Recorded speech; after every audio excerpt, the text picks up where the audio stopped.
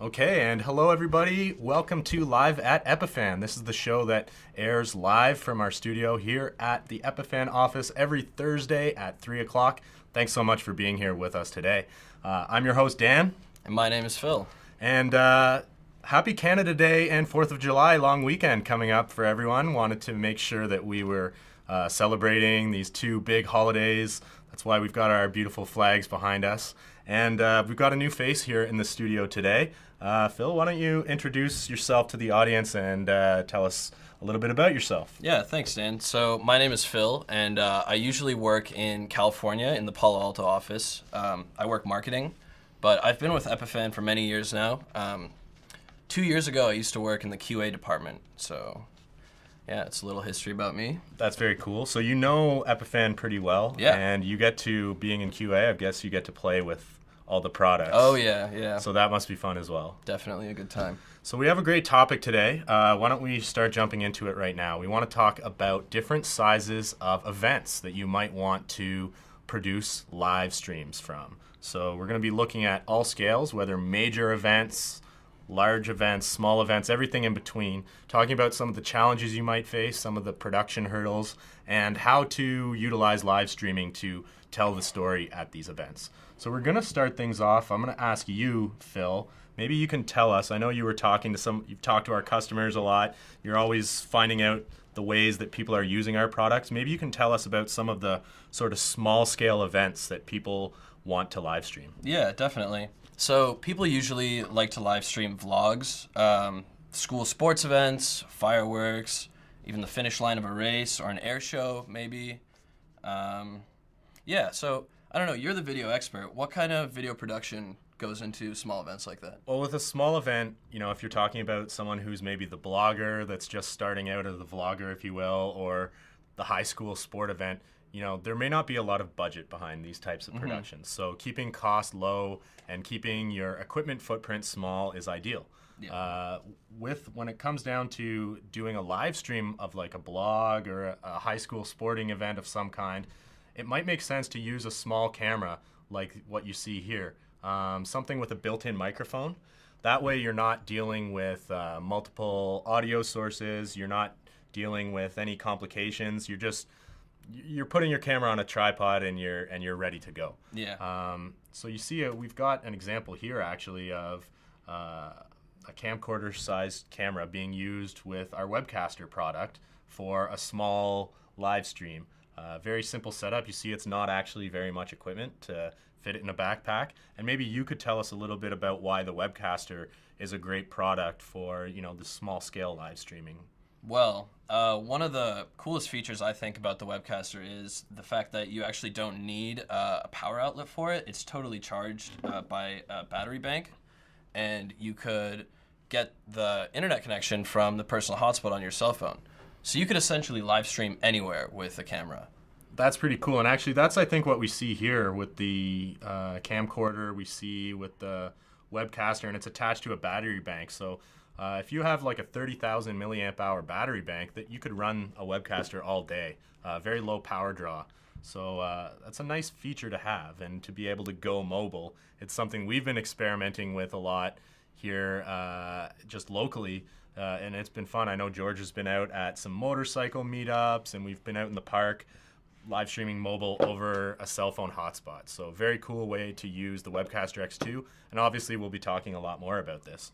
But let's switch gears a little bit. Let's step things up a notch, and let's talk about one size up from what you'd consider to be maybe a small live stream. Let's talk about like something a little scaled up. So what kind of, if you're gonna go to a slightly larger event than say a high school sporting event or a vlog, what kind of things are people live streaming?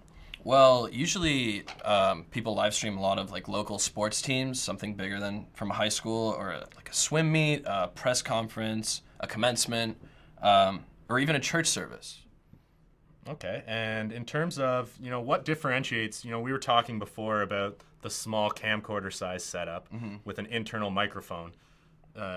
When you start going to say a church service or a commencement, audio starts to become more important. You want Exactly. to be able to hear what the speaker is saying. So in that case, I mean, my recommendation would be to go with a camera like what you see here that has an XLR input. And actually, we see cameras that have, you know, a wireless lav pack or even an attached shotgun microphone, so that you're getting quality audio right into your camera. There's no separate audio setup. There's no soundboard. You're taking your audio right in your camera. And actually, I think that might work well with the Webcaster as well. Right?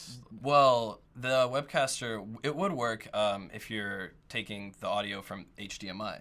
And that would really only work in like small rooms where you wouldn't really have too much, you wouldn't need an XLR connection for audio. So using a camera's internal microphone. Exactly, Like yeah. if you're close enough to the speaker at the front of the event stage, your camera's internal microphone might be good enough to pick up. Yeah, definitely. But if you have a camera with an XLR input, you could also be using a better microphone like a shotgun or a wireless lav pack. Yeah. And that'll come into the Webcaster right over HDMI, right? Yeah. Very, very cool. Actually, yeah, you see here is playing some examples of just cameras that have XLR input. So that works really well with Webcaster also. But let's take things up to the next level. Let's go to a larger event. And if we're going to larger events than, say, a press conference, what kind of events might we be attending and might we be producing live video at? Well, usually they're speaking panels or like a product launch, a TED Talk, any kind of staged event, really. That's when you have like a small team with you usually. 1 or 2 people, a camera operator, a sound technician. Yeah. So these are productions that maybe have some budget behind Definitely, it, right? yeah. More, possibly more than one camera, right? Yeah. Here you see some larger broadcast style cameras. Maybe you've got a crew, an audio person on a dedicated audio board. This is when you start to have a lot more sources of video and audio to play with, which definitely increases your production value of your production, but presents some new challenges. So, what kind of live streaming setup are you going to need to produce an event like this live?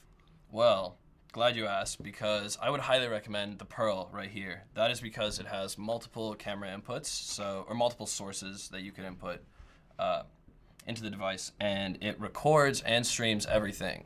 And it records the files in H.264 format, so they're easily transferable to any of the clients that you really want to give the files out to after the conference. I mean, that's such an important step because once the conference ends, the media production from the conference doesn't end. There's a lot of videos that can be produced out of the content that's captured during a conference. And yes, of course, you want to be able to stream your live switched program, and that's great that you can have that live audience, but afterwards it's nice to be able to create some other forms of media, whether it's interviews or testimonials or to promote the event for next year. It's nice to have all of those camera sources recorded, stored, saved for future use. Definitely.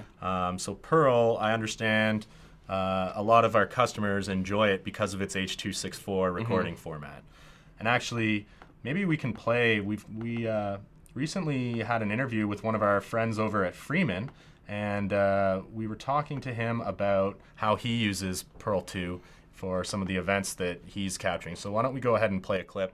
This is our friend Vince over at Freeman. Vince Coe with Freeman Audio Visual in the Digital Services Department. Yeah, we've been working with Epiphan for 3-4 years now with the Pearl product, the dual Pearl specifically, using those in general sessions and meeting rooms, giving files to the clients, the H.264 files as a handoff, and then having multiple channels of recording capability. So far, the Pearl's definitely been easy to use. It makes our life easier because we're not having to re-encode and dump gigs and gigs of files on the hard drives at the end of an event. The H.264 is perfectly fine for handoff to the clients, and they don't need the big files, and that helps us to be able to give them something that's more easily manageable for their workflow. The other thing that we like is being able to do picture-in-picture and creating that with the multiple sources.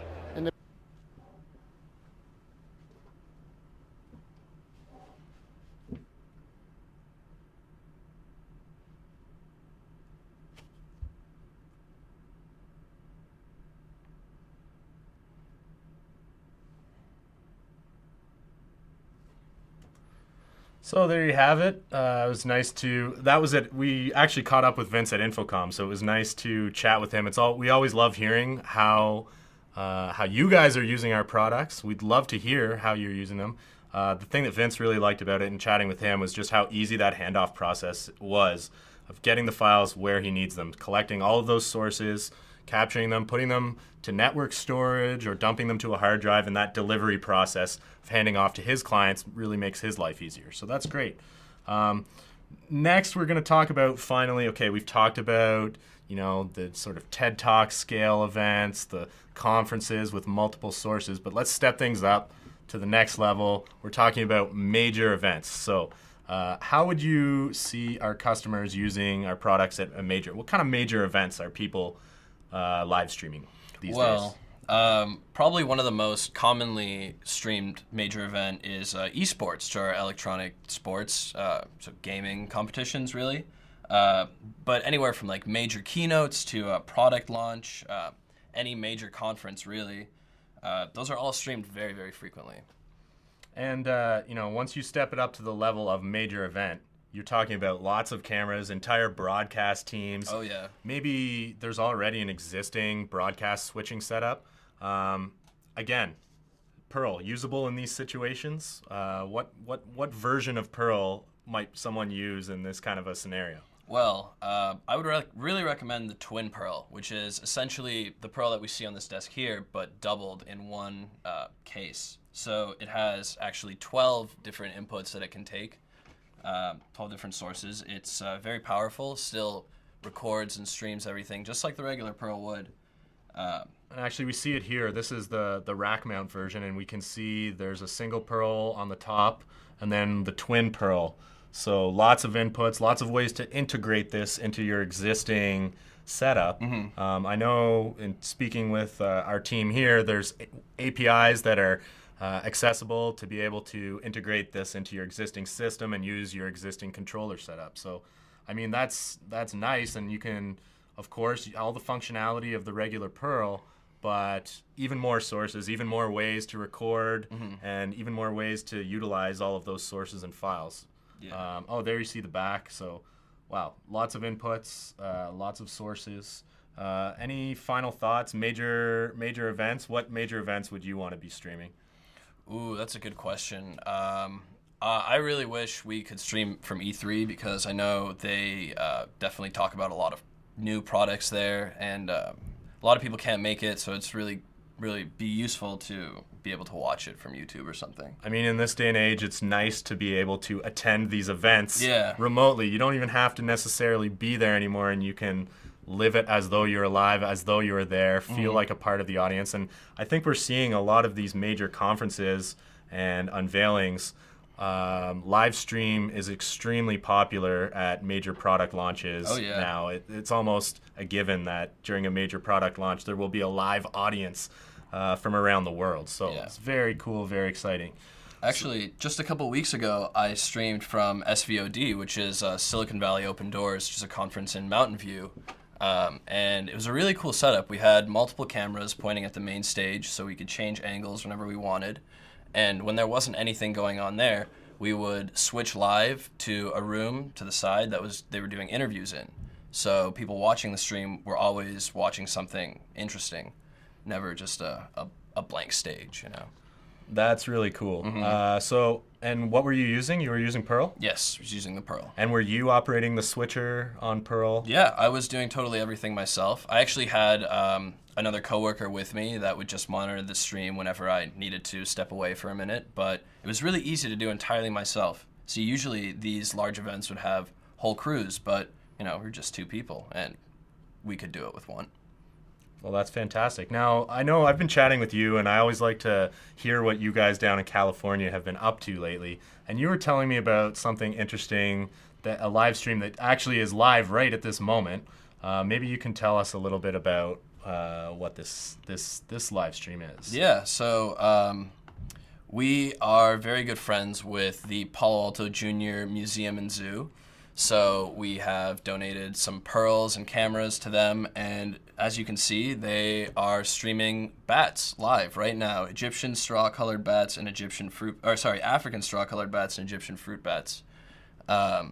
So this is live right now. Oh yeah, totally live. And so obviously there's a camera set up. So how did this come about? You approached the zoo, and how did you get the camera in there? Oh, well, they actually installed the camera themselves, and we provided them with the cables and the pearl and the cameras. Yeah, and we just set everything up for them. And it's located, well, the zoo is actually located pretty close to our office in Palo Alto. So whenever they have any issues, I just walk over there and fix it for them. Not that they have issues often, but... Yeah, so you've got the pearl running 24/7. And it's, I mean, I've been checking in on this stream every once in a while just to hang out. Yeah. If you will. There we go. And it's just neat seeing what the bats are doing, and that this stream is up 24/7 and that we can check in on them. And I think it looks like they're actually feeding right now, which is cool. Yeah. So are there any other animals that the zoo wants to include live streaming with? You know, what has been their response? So first we set up a camera streaming weaver birds, which are super cool actually. They build nests, well, they weave nests, and they do this pretty frequently, so that's why they decided to stream the actual birds. They're really fun to watch, but the bats are super active, and I guess people have a better response to the bats. They like them more, so we've been primarily sticking with bats, but we actually plan on setting up multiple streams on YouTube at the zoo. So we'd be streaming bats and birds, where you could click on 2 different videos on YouTube to choose.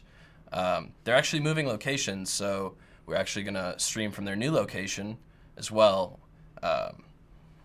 That is to come, so stay tuned for that. Okay, so I think what we'll do is we'll put a link to this live stream in the YouTube description once the stream has ended, so that anyone who wants to can check in and hang out with the bats themselves. So very cool. That's a really neat project, Philip. So thanks for sharing that with us. Of course.